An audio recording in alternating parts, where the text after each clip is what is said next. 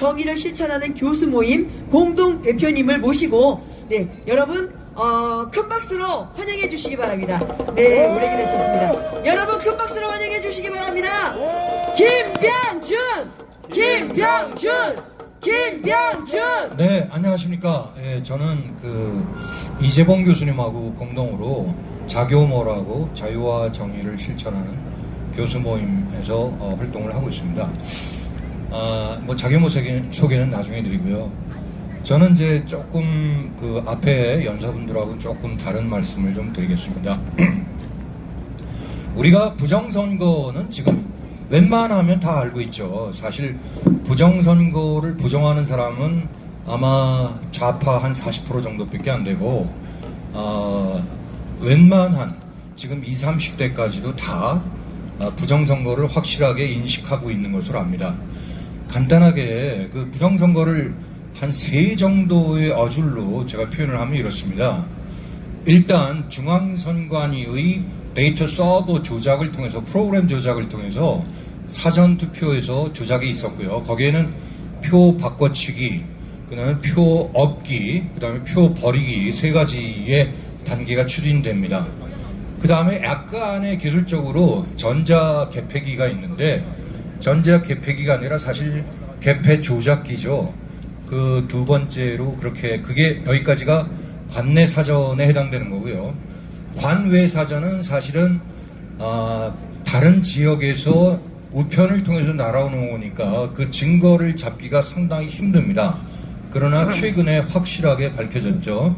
그래서 다산 네트워크의 하나의 계열사로 들어갔던 핸디소프트라는 회사가 소프트웨어 전문 회사인데 우체국의 배달 시스템을 우체국의 디지털 배달 시스템을 다 컨트롤하는 그런 회사입니다. 그래서 완벽하게 관내 사전, 관외 사전이 완벽하게 부정선거로 치러졌고요. 그 다음에 본투표도 전자 개폐기, 전자 조작기를 통해서 치러졌습니다. 그리고 그 증거는 정말 차고 넘치죠. 우리가 실질적인 증거로 하면 표 엎어치기에 흔적에 세상에 형상기억종이라는 게 어디 있습니까? 그 다음에 붙어도 떨어지지 않는 그런 이게 종이 묶음이 어디 있습니까? 그 다음에 배추잎 투표지, 일장이 투표지, 화살표 투표지 이런 것들은 너무나 누누이 많이 들어서 우리는 식상할 정도입니다. 자, 문제는 이게 아니라 부정선거의 존재를 우리가 밝히고자 하면 더 이상 안 됩니다. 저들은 우리가 경각심을 갖고 우리가 주의해야 돼요. 아까 어느 분께서 지금 대통령이 너무 지략적으로 해서 처음에 약간 부드럽게 했기 때문에 부정선거에 대한 현재의 탄핵 절차를 소위 논의에 포함시켰다. 근데 저는 약간 다르게 봅니다. 지금의 이 선관위라는 소위 최종 우리가 모든 우리 국민에 대한 심판의 최종 파이널 리조트라고 하죠. 최종 어떤 심판에 오르고 정의의 심판대에 올라서 있어야 될 헌법재판관 8명이 모두 지금은 못 믿겠는 수준입니다. 왜냐? 소위 좌파 폐악질 4명의 문영배, 이미선, 정정미, 정계선 이런 폐악질 쓰레기들 말고요. 지금 나머지 4명도 저는 못 믿겠습니다. 왜냐? 대통령이 그런 분명히 주문을 했죠. 자, 사전투표에서 여러가지 선거 공정성이 의심되니까 니네들 선거인단에 모집된 투표인수와 발표 투표자 수를 좀 검증해달라. 근데 칼같이 거절했죠. 그건 뭡니까? 굉장히 구리다는 거예요. 부정선거를 밝혀내면 자기들 목숨이 위태롭다라고 거의 히스테릭하게 반응하는 겁니다. 그래서 저는 선관위를 절대 믿지 않습니다. 이 한마디를 잠깐 드릴게요. 자, 우리가 우원식 국회의원이라는 자가 마은혁이를 소위 헌법재판관에 임명을 하려고요. 발광을 하는 걸 봤죠. 그거 자체가 불법입니다. 왜냐하면 자, 관한 쟁의 신청을 헌법재판소에 냈어요. 근데 그거는 위법이에요. 국회의원 단독 소위 우원식이란 자가 그거를 제출할 권한이 없어요. 뭐냐? 국회의 의결을 거치고 더더구나 여당 국회의원도 참석한 가운데서 똑바로 의결을 거친 상태에서 권한쟁의를 받아들여야 되는 겁니다. 그러면 마은혁이라는 이 빨갱이 같은 자식이 그거를 받아들였어요. 그 자체로 마은혁이는 탄핵감인 겁니다. 맞습니다. 우리가 죄송합니다. 문형배는 그 자체로 탄핵감인 겁니다. 맞습니다. 문형배는 그 자체를 유권 불성립으로 인해 기각을 각하를 시켰어요. 맞습니다. 이 맞습니다. 판결이 2010년도에도 있었어요. 그때 헌법재판소 위원들은 당시는 달랐죠. 그때도 똑같게 예를 들어서 어떠한 대통령의 권한으로서 이걸 바꾸려면 국회의 의결로서 권한쟁의가 돼야 된다라는 것이 판례로 남아 있습니다.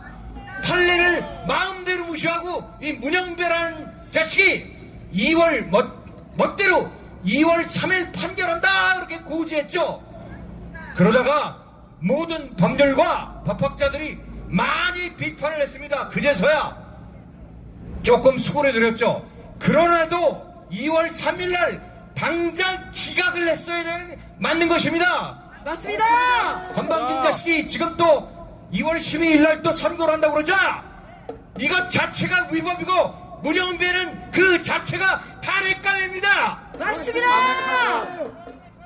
그리고요 뭐 다 들어서 아시는 얘기겠지만 과거의 판례를 엎을 경우에는 헌법재판소 똑같이 대통령 탄핵과 마찬가지로 6인 이상의 찬성이 있어야 되는 겁니다. 근데 이 자식들이 뭐예요? 당장 8인 갖고는 6인을 구하기가 좀 급급한 겁니다. 이거 자체도 문영배가 이런 판결을 한 요 사안 프로세스 자체도 6인 이상의 찬성이 있어야지 지가 그것을 심판할 수 있는 자격이 있다는 겁니다. 완전한 위법이에요. 더구나 지금 4인은 완전 개빨갱이고 쉽게 말씀드릴게요. 나머지 4인도 내가 믿을 수 없다고 그랬죠. 그 중에 한 명은 이미 포섭됐어요. 제가 느낌으로 그렇습니다. 포섭이 됐고 나머지 한 명이 있어야지 탄핵 인용이 되는데 얘들 이놈 더불어공산당 입장에서 자신이 없는 거예요. 자신이 없으니까 마은혁이를 계속 하고 마찬가지로 문영배도 그런 치호를 했던 겁니다. 우리가 정상적인 국민 시민의 입장에서 정상적인 사람의 가치로 정상적인 도덕적인 가치로 그 자들을 바라보면 안 된다 이겁니다. 맞습니다. 저는 여러분들한테 경각심을 갖고 우리가 투쟁의 고삐를 늦춰서는 안 된다. 우리가 이겼다는 말을 함부로 하지 말기를 바라는 것입니다. 맞습니다. 그러면 어떻게 해야 되죠? 어떻게 해야 됩니까? 어떻게 해야죠? 자, 방법이 몇 가지가 있습니다. 자, 이놈들이요 헌법재판관을 추가 한 명을 제가 가정입니다. 한 명을 매수하기 위해서는 뭔가 거절할 수 없는 지들 말로 제안을 해야 될 겁니다. 과거에 권순일이 50억 먹었죠. 그러니까 50억 100억 갖고는 터무니가 없을 거예요. 제가 볼 때는 한 500억 1000억 정도 동원되지 않을까. 근데 그것도 난항이에요. 자, 나머지 한 놈도 지금 5명이라고 그랬죠. 이미 매수된 놈이 얘한테 500억을 주면 불만이 있겠어요? 없겠어요? 당연히 이해 충돌이 생기겠습니다.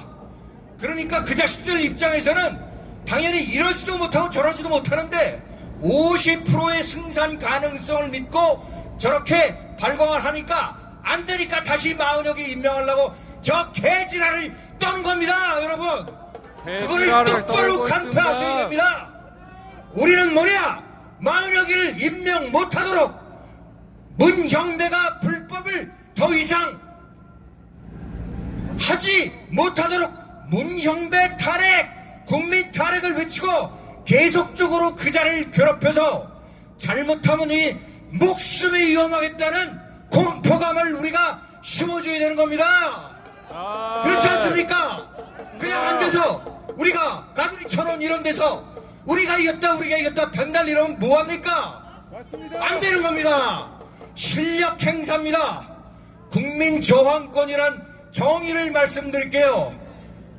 더 이상 헌법과 법률에 의거해서 국민의 기본적 생활권이 지켜지지 않을 때, 더 이상 법률에 의거해서 우리가 기댈 데가 없을 때, 그럴 때 저항권이 발현됩니다.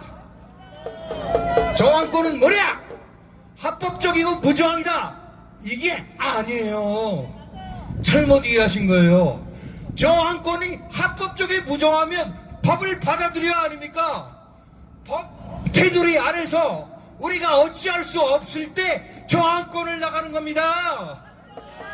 반드시 합법적일 필요가 없어요. 예컨대 아주 여러분들이 돈에 관한 세금 문제를 한번 얘기할까요?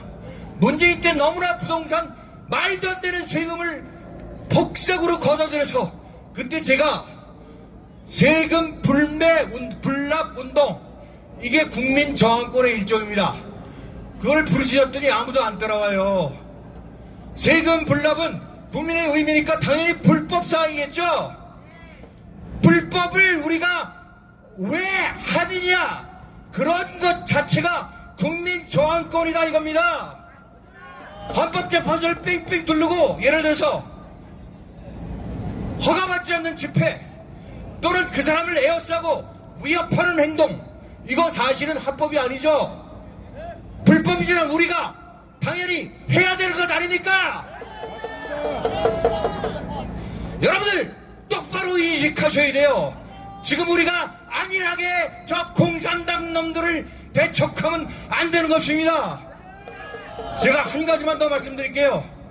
공지는 아니고 저희 자교모가 매주 목요일 중국 대사관 앞에 오전 11시부터 1시까지 중국 규탄 대회를 하고 있습니다.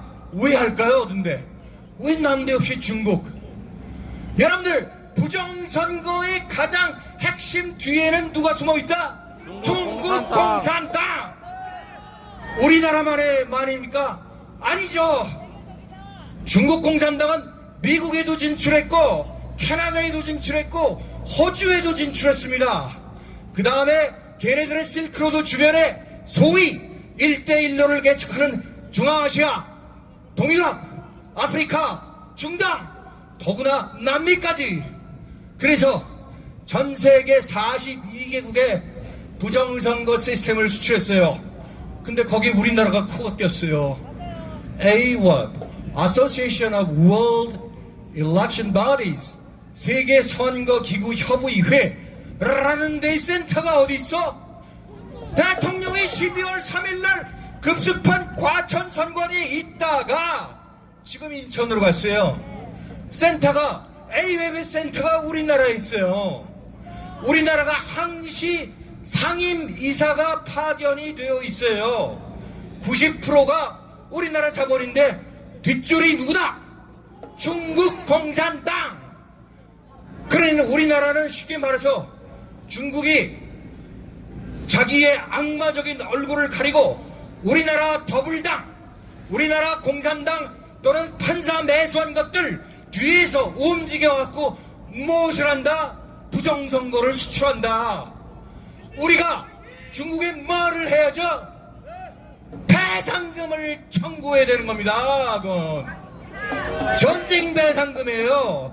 과거에 진주만, 일본이요 미국을 습격할 때 진주만은 다 표시가 냈죠. 우리는 그거를 hot war, 열전 이렇게 얘기합니다. 근데 이렇게 안 보이는 전쟁, 초환전, 소위 한계를 뛰어넘는 전쟁이라고 중국 놈들이 지네들이 말했어요. 우리는 hybrid war. 우리는, 걔네들은 중국은 말이에요, 공산당이 나 공산당이야 이렇게 내세우지 않아요. 모르는 사이에 스며들어가 있어요. 교육현장, 문화현장, 정치현장, 산업현장, 노동현장 소속 각각이 들어가 있어요. 그리고 민간인 신분으로 침투하는 겁니다. 댓글부대 오마당, 얘들 다 중국 유학생인데 여러분들 한마디만 더 하고 내려갈게요. 중국 애들이 6개월만 주면 말이에요, 선거권이 부여돼요. 그 다음에 또 뭐예요? 건강보험이 지급돼요. 우리나라 사람들 미국에 유학 가면 시티즌십이 나옵니까? 말도 안 되죠. 왜 중국 애들한테만 이렇게 베풀어 줍니까? 그걸 누가 했다? 문재인! 네. 문재인 5년권에 악법 공장을 통해서 4,800개를 제조를 했어요. 찍어냈습니다. 공장. 더불어민주당 국회의원들이 몇 명이에요? 그럼 그 당시에 180명이에요. 이놈들이 우리가 그거를 다 예측을 하고 더불어민주당이 다 했을까요? 아니에요. 악법 공장이 따로 있었어요. 누구냐? 중국 공산당. 그러니까 중국 애들이 우리보다 더 우리나라에 살면서 대접을 받는 겁니다. 이것이 역차별입니다. 이러니까 경찰 공무원 중에도 중국 애들이 많이 섞였고 선관위는 더욱더 많이 섞인 겁니다. 이런 중국의 현실을 알아서 우리는 최후의 적이 누구시다? 중국 공산당. 구호를 두 가지만 외치고 물러가겠습니다. CCP out! CCP out! CCP out! CCP out! Stop the steal! Stop the steal! Stop the steal! Stop the steal! 감사합니다. 네. 야, 우리 김병정 교수님이요. 제가 10년 동안 아스팔트에 싸우는데 가장 다혈질이야. 최고의 다혈질 동료입니다. 감사합니다. 네, 여러분 추우시죠? 다들 일어나세요. 일어나세요. 다시 일어나세요. 배터리가 없어서 제가 5% 마지막 남았는데 행진 안내하기 전에 지금 뜨거운 그냥 우연한 라이브 가수와 함께 공유할게요. 죄송합니다. 노래 딱 하고 뜨겁게 하고 마음을 너무 달구고 네. 행진을 시작하도록 하겠습니다. 네, 음악 부탁해요. 자, 마이크 음악 좀 올려주세요.